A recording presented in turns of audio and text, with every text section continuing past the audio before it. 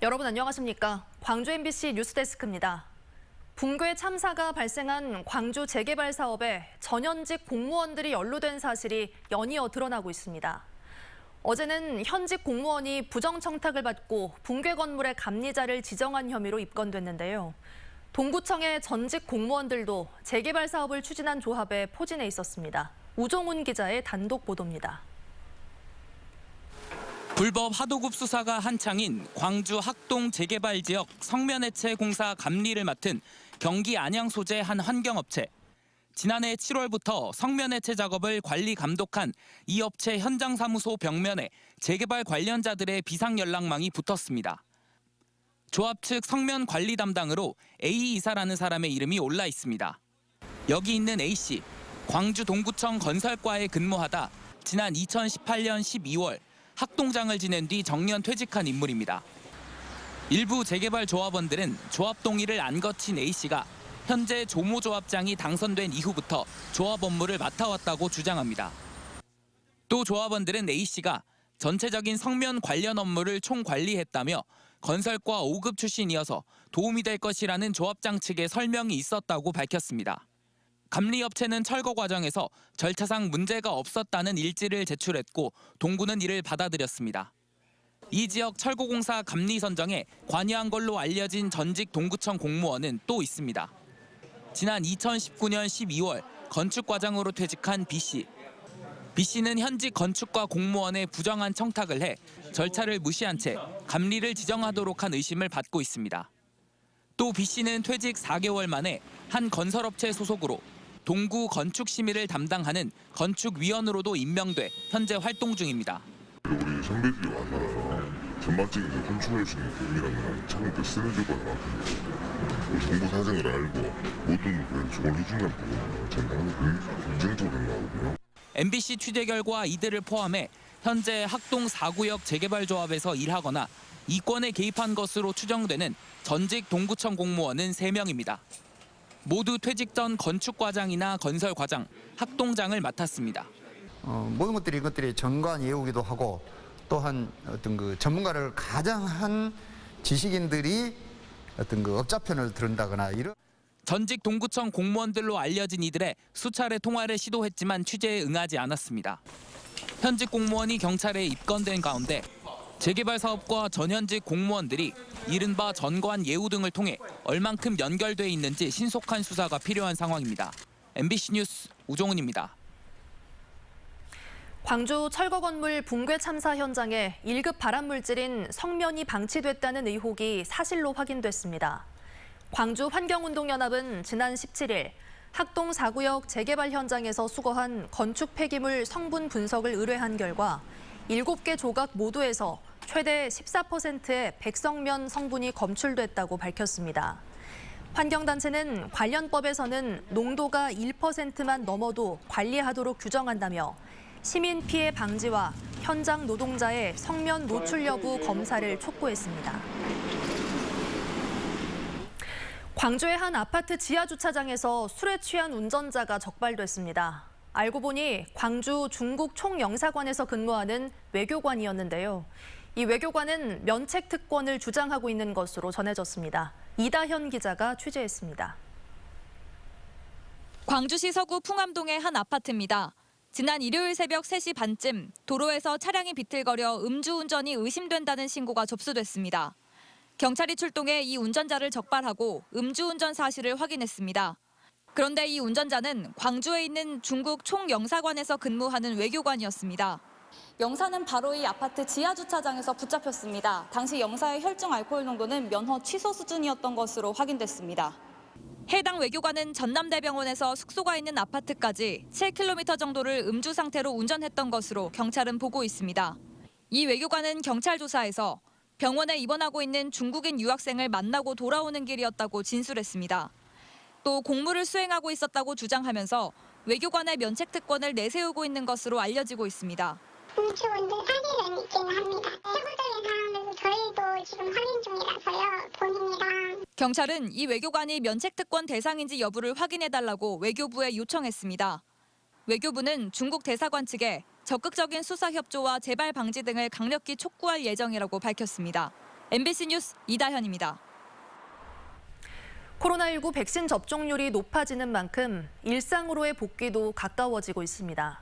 수개월 동안 비어있던 경로당이 다시 문을 열었고 어르신들은 오랜만에 점심도 함께 했습니다. 김한수 기자의 보도입니다. 전남 강진군의 한 경로당. 어르신들이 삼삼오오 모여 즐거운 시간을 보내고 있습니다. 경로당 완전 재개방은 6개월 만입니다.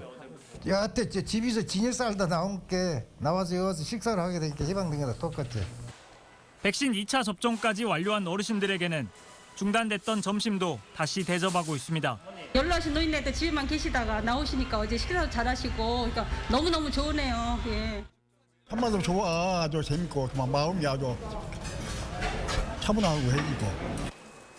백신 1차 접종률이 50%가 넘은 강진군을 시작으로 다음 주부터 전남 9천여 개 경로당이 차례로 다시 문을 엽니다.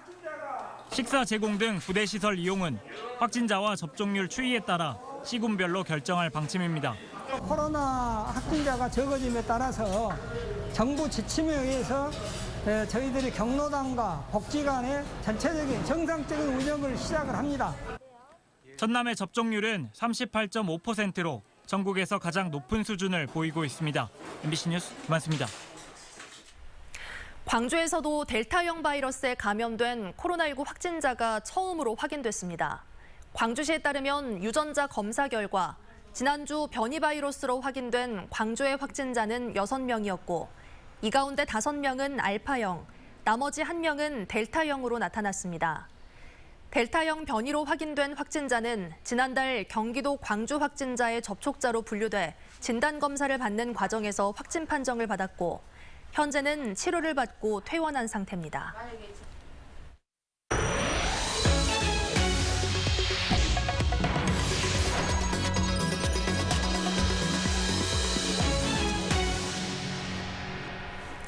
여수산단 굴뚝에서 보름째 불꽃이 일고 있습니다. 폭발과 화재를 막기 위해 공장 내 잉여가스를 불에 태워 배출하는 강제 연소 작업 때문인데요.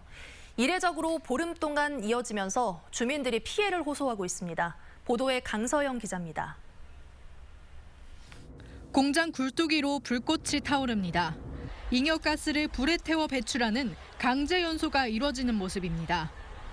약 10km 떨어진 광양 태인동에서까지 강제 연소 불꽃이 보일 정도이고 관련 설비가 가동되면서 인근 민가 창틀이 소리를 내며 떨립니다. 보통 공장을 정비한 뒤 2에서 3일 정도 간헐적으로 이루어지는 강제 연소 작업. 그러나 최근 2개 업체에서 공장이 새로 건설돼 동시에 가동되면서 강제 연소가 보름 가까이 이어지고 있습니다. 보시는 것처럼 굴뚝위에 타오르는 불꽃은 인근 마을이나 도로면 어디에서든 선명하게 보입니다. 공장 가동을 위해 불가피하다는 이유로 국가산단 건설 이후 수십 년 동안 빛과 소음 공해를 감내해온 인근 주민들은 또다시 반복된 피해에 분노를 감추지 못하고 있습니다. 주민들이 2, 3일이면 끝나겠지. 그리고 또 그리 넘어가고 그래 했어요. 근데 이번 일은 너무 계속 한 보름 여르다 보니까 몇십 년을 이런 소음과 어쨌든 공해에 많이 시달려 오고 있는 건 사실 아닙니까? 저희 집이 진지가 1년밖에 안 됐는데 창문이 흔들리고 소음이 심하여 잠을 잘 수가 없었습니다. 애기 딸들이 지진 난 줄 알고 아빠가 울고 난리 났습니다. 강제 연소가 이례적으로 길게 이어지자 전남도 동부지역본부와 영산강유역 환경청은 현장 조사에 나섰는데 유해물질이 배출된 정황은 확인하지 못했다고 밝혔습니다. 스팀 주입량 등을 조절을 하도록 빠른 시일 내 공정이 안정화되도록 행정 지도하고 있습니다. 그러나 환경단체는 단지 유해물질뿐만 아니라 지구온난화의 주범인 온실가스 발생 등 강제 연소에서 비롯하는 피해에 대해 보다 면밀한 대책을 요구하고 있습니다. 미국 환경보호국에서는 좀 더 그 희석 발열량이라든지 그리고 화염의 존재라든지 그리고 가시 방출까지 모니터링하게 좀 권고하고 있거든요. 강제 연소를 작업한 산단 업체 측은 공장 초기 가동 시 불꽃과 소음 발생이 어쩔 수 없다면서도 주민 불편을 고려해 신속히 공정을 안정화하겠다고 밝혔습니다. MBC 뉴스 강서영입니다. 전라남도 등량만의 보름달 물해파리와 전남과 제주 해역의 노무라 입깃 해파리 주의 단계 특보가 각각 발령됐습니다. 해양수산부는 앞으로 일조량 증가와 기온 상승으로 연안에 보름달 물해파리가 대량 발생하고 중국 연안에서 발생하는 노무라 입깃 해파리가 제주와 전남 연안에 지속적으로 유입될 것으로 예상했습니다. 해양수산부는 절단망을 부착한 어선을 투입해 해파리를 제거하는 한편 해수욕장에 차단망을 설치하고 예찰 활동을 강화하기로 했습니다. 5.18 민주화운동을 소재로 한 연극 애꾸눈 광대가 초연 11년 만에 200회 공연을 올렸습니다. 처음엔 1인극에서 이제는 15인극까지 형식과 내용 등 볼거리도 다양해져 5월을 대표하는 연극으로 자리매김하고 있습니다. 한신구 기자의 보도입니다.